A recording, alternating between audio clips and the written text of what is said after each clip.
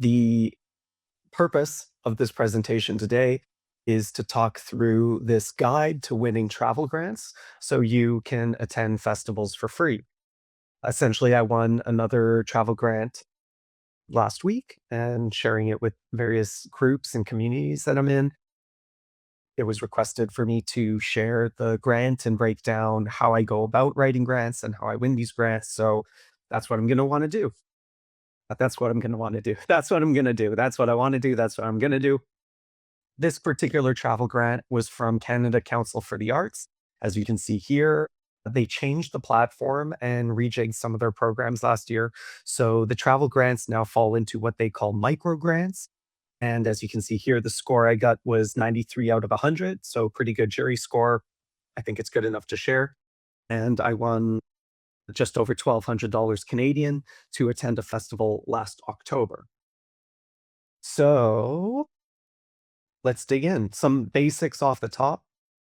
Next slide. The cavalry's not coming. That's kind of the mantra of this group. That phrase got popularized by filmmaker Mark Duplass last year. It's my belief that any filmmaker can't really wait for permission, can't really wait for someone to tell them they can make films. You got to do it yourself.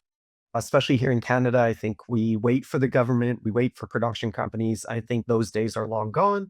And so my goal with the channel is to empower you, enable you to make films, to do it without permission.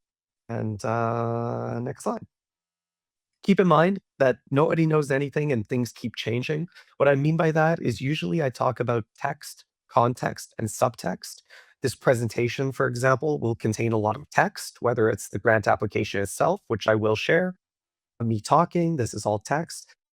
Context is this is Canada Council for the Arts. There are other granting bodies. If you're applying to those, then those are contexts that will change how you might approach writing the grant. If you have specific councils you want me to go over, if it's in Quebec, I can help you out. If it's not, I can tag someone in and we can get you that intel. And then subtext would be essentially what makes you an artist. So everything we talk about, the text, how I applied the context where I live, is going to be affected by you, your artistic process, and the work. All of those things are things that you're pitching to the council so that they will fund you. Who is this for? We'll get into that in just a second. And also, this is that time where if this is the type of stuff you want, like it. If you're a fan of the channel, subscribe. And for these types of materials, like applications, if you hop over to the Patreon and join, you'll be able to download my full application as well as the assessment through that platform. So, housekeeping. Who is this for? Well, filmmakers who already have a Canada Council account that's intended to be account, not grant, because we're going to dig right into how to apply for a grant. So if you don't yet have an account, then that's something we can talk about in another session. Leave it in the comments and we can break through that, the eligibility criteria, things like that. But we're really digging right into the platform and how to apply for a Canada Council grant. So ideally, you already have an account. It's also for filmmakers who are curious about what a travel grant is and what the Canada Council has to offer, because you'll get behind the scenes back-end insights into that. We'll talk about how to use AI ethically in the application process. That means a few things, but at the core of it, what it means is I do use a lot of AI for getting through a lot of the drudgery of producing. But what I don't use AI for is pretty much anything generative that falls into not agentic, which basically takes things off my plate, but generative, where it recreates stuff that the reality is you've got to learn, I've got to learn, we've got to do the thing. That is the DNA, that is the fingerprints, that is what makes us artists, and that is what jurors who are humans will resonate with. So we'll get into some of the tools I use to use AI to make my life easier, but we're not going to be using AI to just grant a grant for us. It's not going to work. But you just use AI to, even if you drop, if you hop onto the Patreon and you download my grant application, you drop it into AI and it walks you through some prompts to make your own, it's not going to work. There are too many specifics, in my belief, that would facilitate the process for you to have a competitive application that adequately captures you as an artist, your artistic process, and the project that you're pitching. But even if you're not applying for a Canada Council grant. You're going to learn a lot in this presentation about applying to grants. So if that's something you're into, you should learn some stuff that will be applicable to other programs like SODEC or Calc here in Quebec, Ontario Creates, BC, wherever you are. All right. So the first question when considering if you should apply for a grant is not just I want money or I need money. The question is, would you go to this festival anyway? So for starters, for a film festival grant or a market grant, you usually need to be invited in some way, like your film got into a festival, or you maybe got invited to participate in a market at Cannes, Berlin, like the Marché de Film at Cannes, or the Berlin EFM, European Film Market, or TIFF is opening a market in September. But you really need to think, would you go anyway? And we'll get into the exercise of kind of assessing that, because the most important thing is you are not going to win if you win the grant, which is statistically unlikely, but I hope you do. The reason I say that is not to discourage you, but to assess if you would spend the money on what you would gain from this opportunity, even if you don't get the grant, because the grant results will come out 4 to 6 months after the event. So let's say in this case, the event was in October. I got the results of the successful awarding of the grant a week ago. It's March 4th. It took 4 months. So I fronted the costs of going, not knowing if I get in. That's a risk. And you have to decide whether you want to take that risk or not.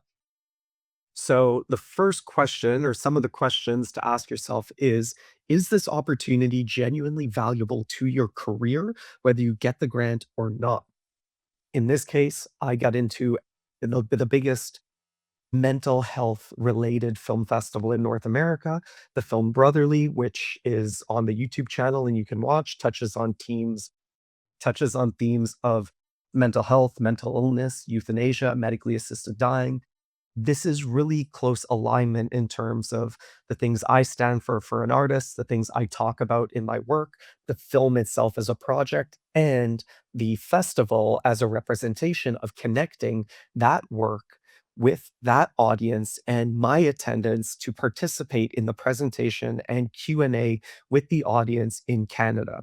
We'll get more into some of those strategic objectives as it relates to fulfilling the mandate of the Canada Council in a second. But these are the things you really need to think about. There are festivals that I get into that might be in, let's say, the United States that are not what's considered an A tier or B tier festival, which means that even if I get in, if they're not Oscar qualifying or they're not on the list for the Canadian Screen Awards, then they won't advance my career. Even if I were to win a prize, it wouldn't really align with the context, as we talked about, of those organizations. So I'd be more careful if I were to front the thousands of dollars to attending one of those events if it doesn't align with some strategic next steps, which brings me to needing clear strategic objectives. Now, one, this is for you to assess whether it's worth fronting those thousands of dollars. What are you going to gain from that? Think that through. And then these are grants that I do feel like a lot of filmmakers, for lack of a better word, complain, myself included, about not getting taxpayer money, free in the sense that you don't have to take the risk yourself other than waiting for 6 months. But as a taxpayer, do I want my money going to fund artists who don't know what they're using the money for? No. So think about that. If you as a taxpayer believe that you would deserve the money if it wasn't going to you, and clear strategic objectives which we'll work through and talk about some of the ones that would get you the money so you could go to a festival. You should think through and so that you could make your case to the council. We'll talk also about assessing who you're talking to and going through the brief, which is their guidelines, so that you can communicate strategic objectives that align with their mandate. Because that's another thing. Like, let's say you're in the United States and you wanted to apply for Canada Council for the Arts. It's right there in the name. Obviously, Canada Council for the Arts does not fund artists from outside of Canada. So that's an example of ensuring that you're investing your time into opportunities that align with the mandates of the organizations or councils. For example, we're going to be publishing an interview I did with Chris Hyde, who runs Voices with Impact. It's a film fund under Art with Impact. That'll be on the channel within the next week or so. That's an international film fund. They funded Brotherly with about $10,000 Canadian. It was like 7.5K US. That's an example of an international opportunity where anyone could apply. So in this case, for some of the reasons that I mentioned, this particular festival, Rendezvous with Madness, North America's biggest mental health film festival and arts festival, they do other presentations as well, was really worth attending for me, regardless of whether I actually recouped the $1,251, which we'll get into when we get to how to actually budget this out. Some of the reasons I mentioned before, but essentially also the film was made for this audience. Cam H is a partner of both Voices with Impact, who was one of the funders I just mentioned, and this festival. It was those were examples of things that I communicated in my application to make it clear that it aligned in multiple ways. And I also noted in my application that this is an urgent conversation for Canadians because Canada as a country is in the process of potentially legalizing euthanasia, essentially medically assisted dying, for patients suffering from terminal mental illness, meaning that it's diagnosed like cancer is something that can never be recovered from. So this is a timely conversation.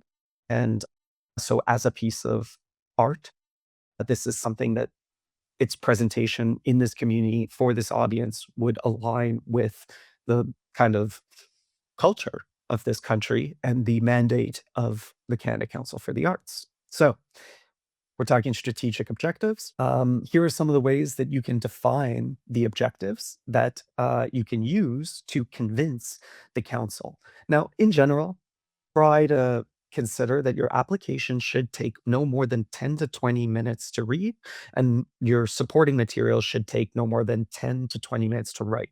So you always want to take at least 3 to 5 full business days. That's how long it usually takes me to write a grant. Yeah, so some of the ways that you will want to define these objectives to convince the council is first connect your objectives to the council mandate. How do you do that? You go into the Canada Council backend. In this case, you would go to the microgrants program, which is what you would use for film festivals and I believe professional development opportunities. I like to print that document so I can sit down with a cup of coffee and highlight the keywords that they mention in the brief. This is something I learned when working at Mattel and Shopify. You'd get a brief from a marketing department, and to fulfill that brief with marketing assets such as video, you would align with the strategic objectives. So the equivalent in this case is they, for example, have mandates to support accessibility and disability arts, as well as underrepresented voices. So I highlight those and then I make sure that I communicate those in the application. Some of that's done through the self identification data. For example, I'm a person of color.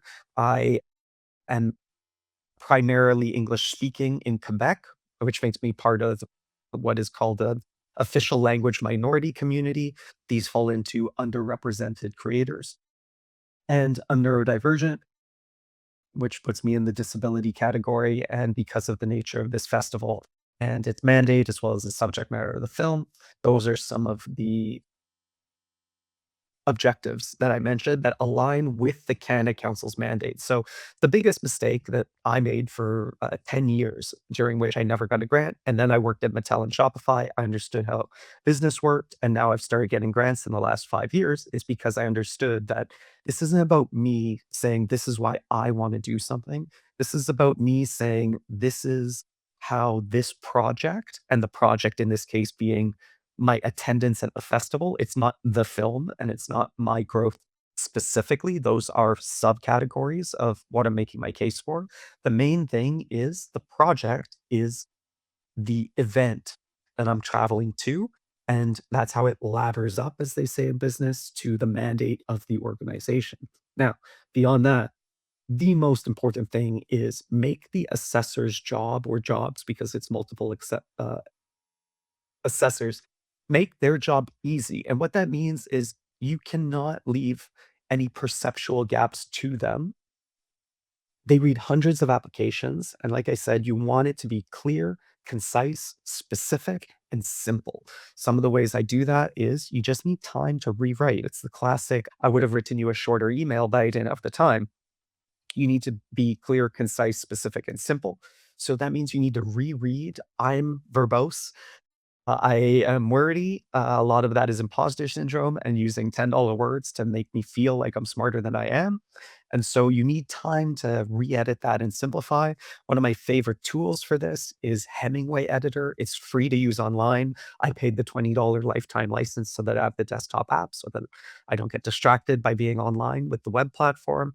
But what that tool does is it'll rate your writing, and usually my writing comes in at like a grade 13 level, not because I'm smart, but because I use a lot of words I don't need to use. So it grades at grade 13, and then I simplify, simplify, simplify, and I try to get it down to a grade 3 level. Usually I'll get it down to a grade 7 level. Even that takes a lot of work. This is where you'll be tempted to use AI and you can say simplify, simplify, simplify. You can try it. Uh, Sometimes I try it, but my experience has been that it is often quick to simplify in a way that makes it generic. And that's why I don't recommend using generative AI other than as like a test or research tool. Because if you end up with something generic that doesn't have that personal, it's not even a touch, but like I need to be talking about my artistic process. I need to be talking about my film.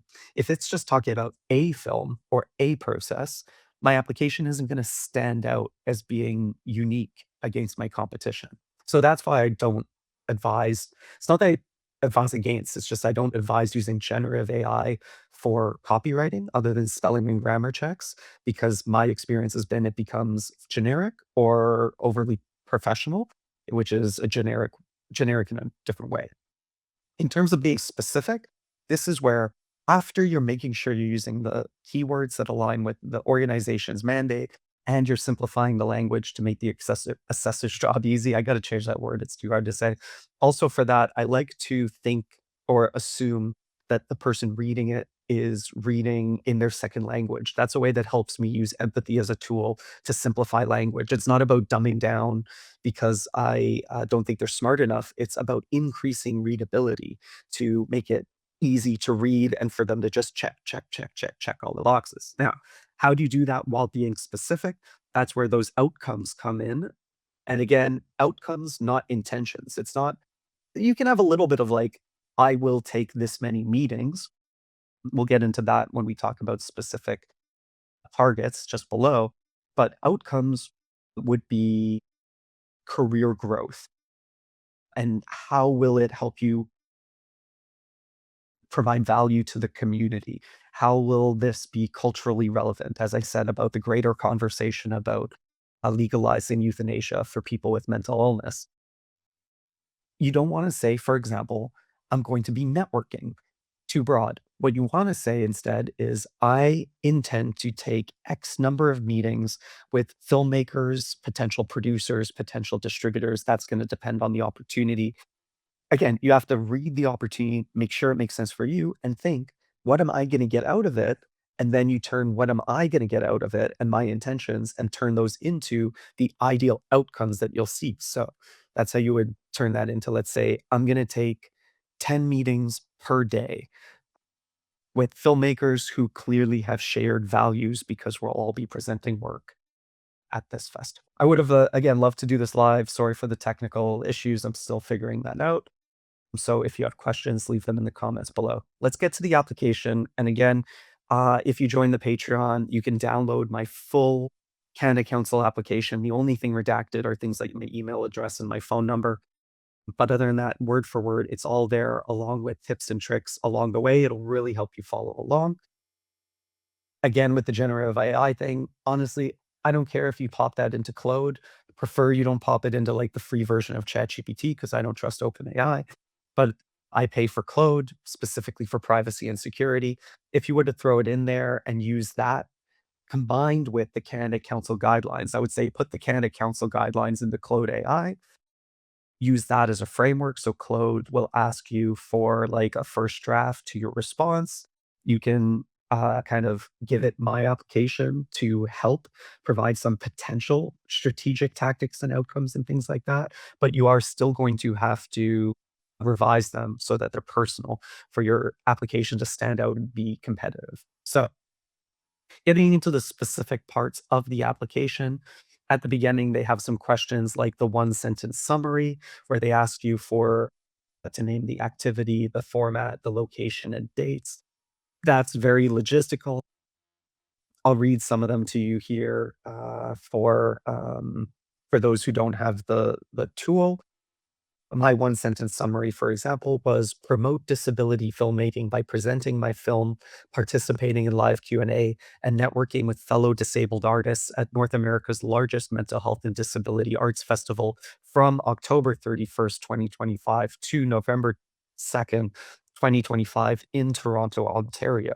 So you can see it's actually almost clinical. It's really, we're talking to the government at this point. And then in terms of arts practices, you add that, choose the type of activity you're proposing. These are a series of checkboxes, so you'll have to go through that on your own. But in my case, I checked career, artistic development and learning, increasing accessibility because of the nature of the festival, market and network development, and participation in a presentation because my film was screening. Now, activity description. To be honest, this is one of the bigger things. It equates to something like 60 or 80% of your grade, and on this particular application, I scored 55 out of 60 on relevance, so that's what gave me the confidence to feel like this was worth sharing and could be helpful. I'll read a little bit about this, but, again, I'd encourage you to download the guide on Patreon. So I wrote for described and proposed activities. Hi there. I do like to put a personalization. So I wrote, hi there. I've been invited to present my latest film, Brotherly, at the Rendezvous with Madness Festival. This is North America's largest arts and mental health festival. So you can see already within 2 lines, I'm saying I was invited. So this is selective. And the film is Brotherly. The name of the festival is Rendezvous with Madness, and it's North America's largest arts and mental health festival. And as a filmmaker living with disabilities, in parentheses, neurodivergence and mental illness, this is because I have symptoms of bipolar and depression, as well as a few other things. But for catch-all, I use neurodivergence and mental illness. This opportunity allows me to present work that authentically explores mental health themes to an audience and community organization specifically designed to support artists with this lived experience and connect us with audiences interested in these subjects. I think part of that I even took from the website of the festival, which is always a good trick. And if you're using agentic AI for support on this, that's an example of like all print screenshots of the festival or organization or market. And I will train Claude using that so it can integrate those very specifically. Then, about my film, Brotherly is a deeply personal short film about Nabil, a man confronting his mentally ill brother's decision to sign a DNR, do not resuscitate order. The film's based on true events from my own family, etc., etc. That's how I'm making it personal and talking about the film. Then, second paragraph, the film was funded by the Canada Council for the Arts. I'm communicating that with this small investment, they will be amplifying previous investments. I communicate that this is my first truly professional calling card as a disabled filmmaker, creating work about disability and mental health from an insider perspective. As a Montrealer, I'm also proud that it features South Asian Quebecois Anglophone actors in lead roles. This is a direct reflection of my lived experience, family, and communities. I've never seen this before in a Quebecois film in my life. Words like film in my life are clearly written by me. I don't see AI using that specific language unless you were to pull that from my application, which would be fine by me. Conversations incited by this film are urgently relevant as Quebec has the highest rates of MAID, medically assisted dying in parentheses, in the world, and Canada. So we've already talked about that. I talk again about the overlap between CAMH being in Toronto and being a partner of both the Rendezvous with Madness Festival and Voices with Impact, who fund this film. And then I wrote, for additional context on the film's success, Brotherly is currently in the running for the 2026 Canadian Screen Awards, in parentheses, the Canadian Oscars, so to speak. Again, I wrote so to speak to communicate that this is a human writing this. Because in an age of AI, it's almost like you have to add extra humanity because people are suspicious that things are written by AI. And whether you like it or not, that's a reality. If you want to win, you got to play the game. After winning Best Canadian Short at RIFA, Canadians like Saskatchewan's largest film festival, and Best Director at Yorkton, the oldest film festival in North America. Both are Canadian Screen Award qualifying festivals. So things like this, I'm really breaking down the formula where I'll say like X plus Y equals Z, because some of these jurors, they're not even filmmakers. They might be dancers or some other art form. So the reality is most Canadian filmmakers don't even know what the Canadian Screen Awards are, let alone Canadians. So yeah, you want to communicate all that. I communicate some more about other prizes we've won, and then I have an about Rendezvous with Madness and Workman Arts. So I talk about the organization. Rendezvous with Madness is presented by Workman Arts, Canada's longest running multidisciplinary arts and mental health organization. Then I have the festival's theme this year is Disrupt the Focus, challenging disability narratives that are told in silence. And that's all pulled from their website. Now, it can be tempting to just upload that as a PDF in the supporting materials. I do that as well, but I do, from what I've heard, people do get this package in a linear way. So they're going to read it from top to bottom, from left to right, from front to back.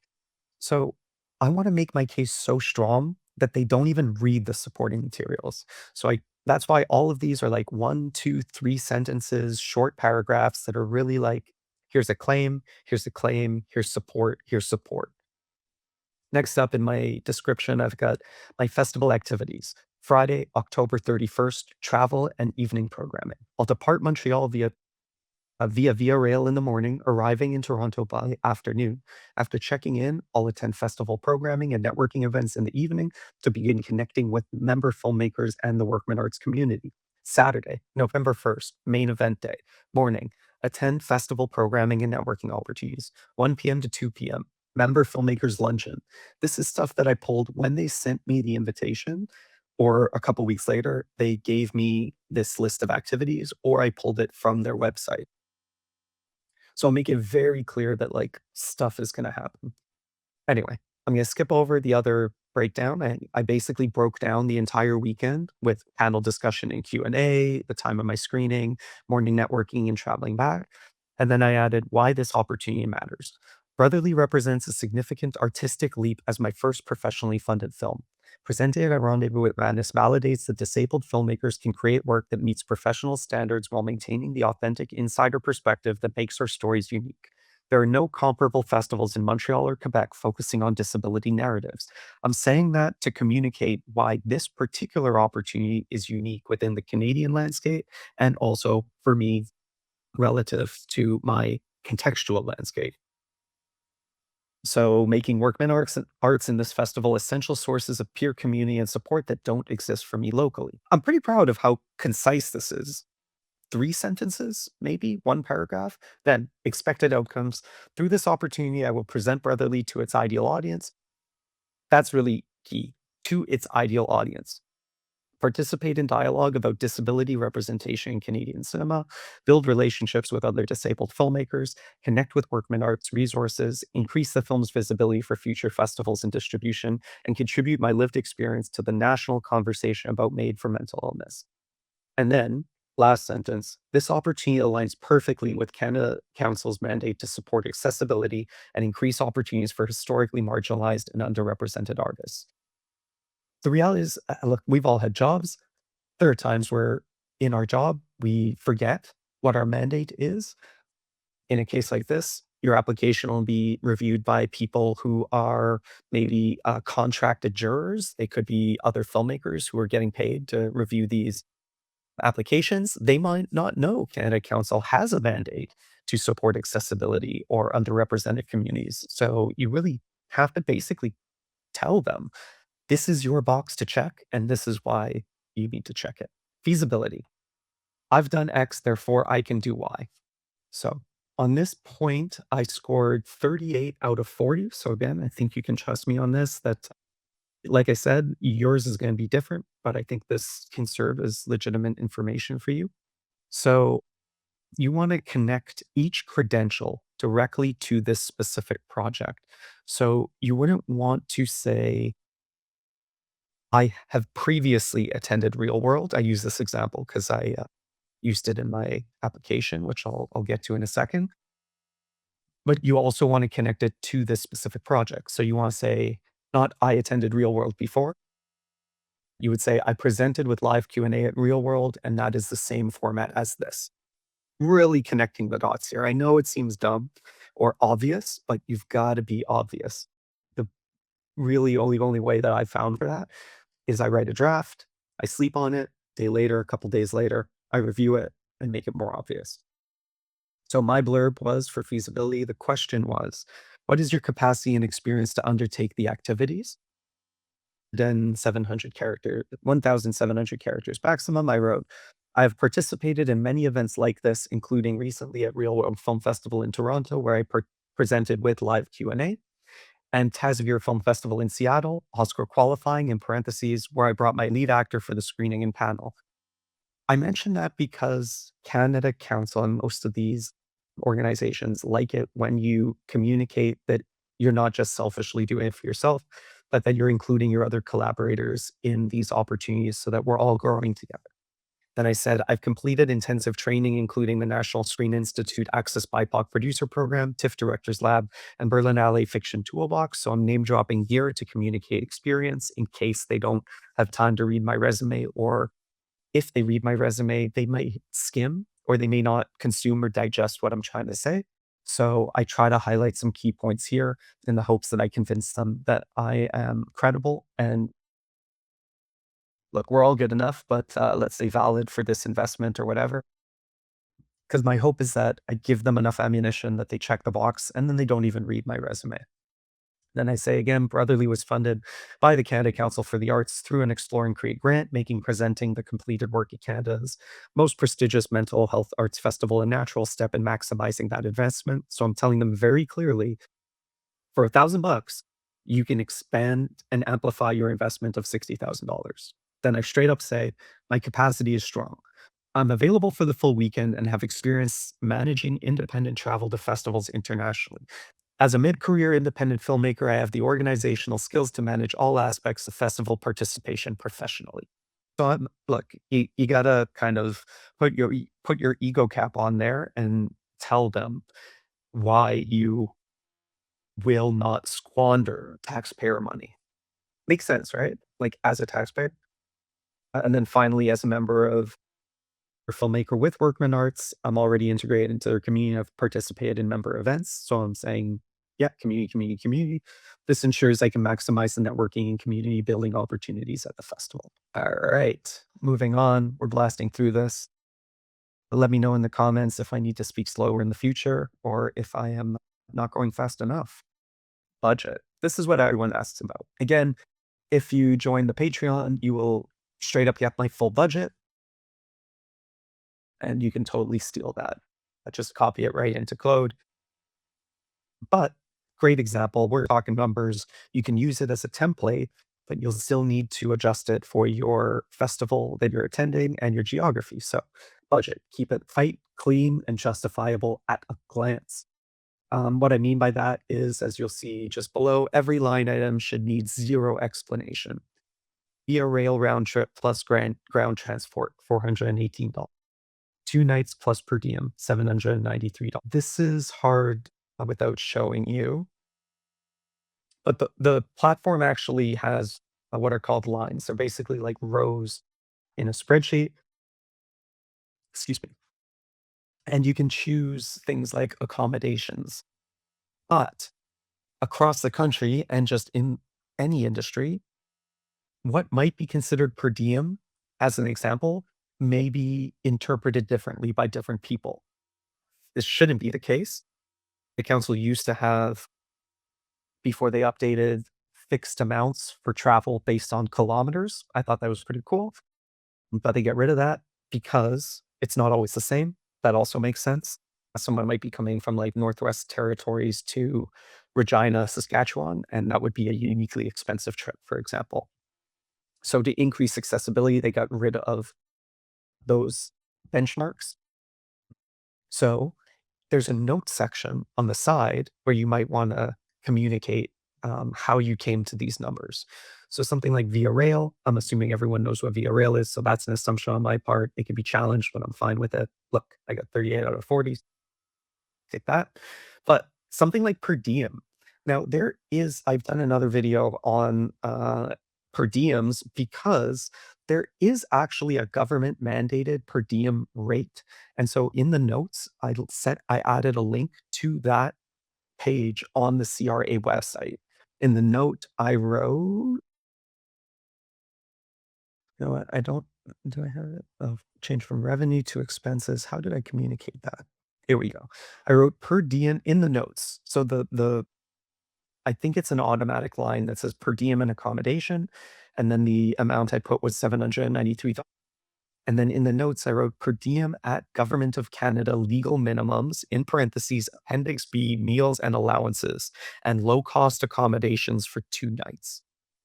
The way I calculated that was using that government website, which I think comes out to about $130 per day for per diem. And I included uh, links to Airbnb rentals in my application. The other thing that I've learned is there can be some nitty gritty, like you'll see here with Via Rail and ground transport. The reason I tried when possible group stuff like that together is because if I start getting into like Via Rail, Uber, Airbnb, look, they may not know what Airbnb is. They may not know what Uber is, or they may not know what it amounts to. So I use brand names when it seems like it'll make things more concise, like Via Rail. But yeah, I try to consolidate when possible to things like ground transport. And low cost accommodations was a way of me communicating that I'm being conservative with my estimates. If I just said hotel, who knows? They might think, oh, is he staying at a Hilton? Whether that's true or not, irrelevant. This becomes more obvious when going to something like Cannes or Berlin, where they may not have reference of how expensive or inexpensive accommodations are. So by saying low cost accommodations, I'm communicating that I'm trying to be reasonable. I think with Berlin, I've got some grants for that, for professional development opportunities, and I think I've submitted with like hostel bookings at Salina, for example, because the reality is the actual cost of hotels in some of those places are so expensive that I could see jurors thinking this is not feasible or reasonable and taking points off, even if it's true. If a human is interpreting differently, it doesn't help me. All right, where AI helps, and then we'll talk about where it hurts. Ultimately, you've got to learn. AI is really great for facilitating the boring drudgery.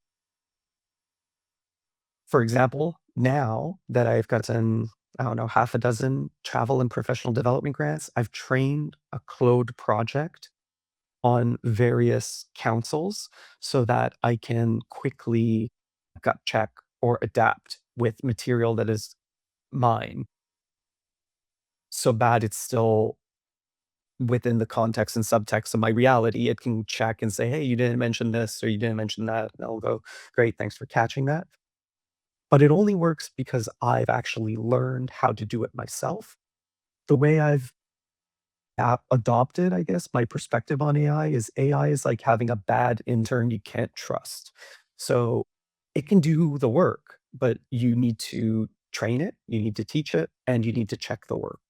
If you haven't actually learned it by doing the first draft yourself, reading the guidelines, you're not going to be able to catch it making mistakes.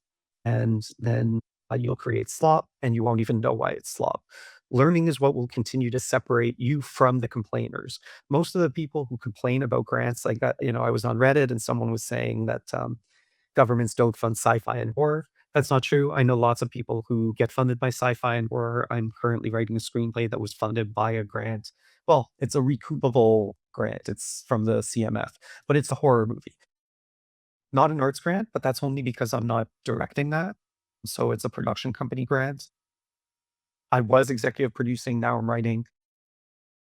Let me know in the comments if you want to get into the difference between arts grants like Canada Council and funds, or grants like Canada Media Fund.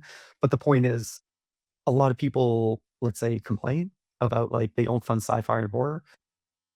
Yes and no. I would say if you're applying, like I have a grant in for a horror right now with Canada Council, and on the channel I did a YouTube live for another one that I'm prepping. You can watch that whole thing. That movie's called If I Don't Make This Movie, I'll Die. It's a body horror in the vein of like The Substance, but it's also very personal. And that's a great example of like, if I pitched it as The Substance, an arts council will never fund it. But what I pitched it as is a reflection of me as a filmmaker in 2026, struggling with the existential disconnect between the elitism and my own self-belief of what cinema is and what YouTube is. And the body horror of the horror film is a reflection of a filmmaker deteriorating physically because they get cursed when they start YouTubing, as I am now. So because you're watching this YouTube video of a filmmaker talking, hopefully you can already see that that is body horror, but it's what they would be funding is an artist using that genre, and hopefully I'll get some money and then I can do another one of these presentations talking about how the Canada Council does fund horror. So what AI is good for? Research. It's great for program guidelines, making sure you hit the keywords, per diem rates, festival backgrounds. Like I'll throw a screenshot of the website in there and get it to help me with highlighting or pulling those blurbs on what the festival stands for. It's great for structure, making sure that you outline sections, check for gaps, hit the word counts. It's even unreliable with that. Sometimes how it perceives, character limits or word counts will be different from how it is when you copy it into the platform. It's great for editing, tightening your own writing for clarity, for example, spelling and grammar for sure. But like I said, HemingwayApp.com is what I actually use to simplify myself. And it's great for summarizing activities that you actually did in the final reporting. So, real talk, when it comes to the final report, that's, I'm just trying to make it easy for both them and me to wrap this up. So I don't spend days on the final reporting. I'll, let's say, take screenshots of social media accounts to communicate impressions and engagement. I will throw in random sentences about like how many meetings. I might do a screenshot of my calendar where I track meetings that I took. I'll throw those in and let it calculate. And then that way I'm not getting caught up on prose and trying to write this beautiful story in a final report. So AI is great for final reporting with government orgs. Where AI kills your application is the why.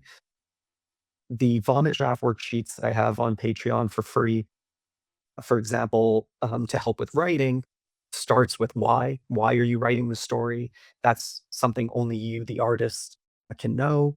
And that's really where generic AI slop will not win you the money. Arts councils fund artists. I'm of the belief that AI cannot make art, it can make content, it can make images, it can even be photorealistic.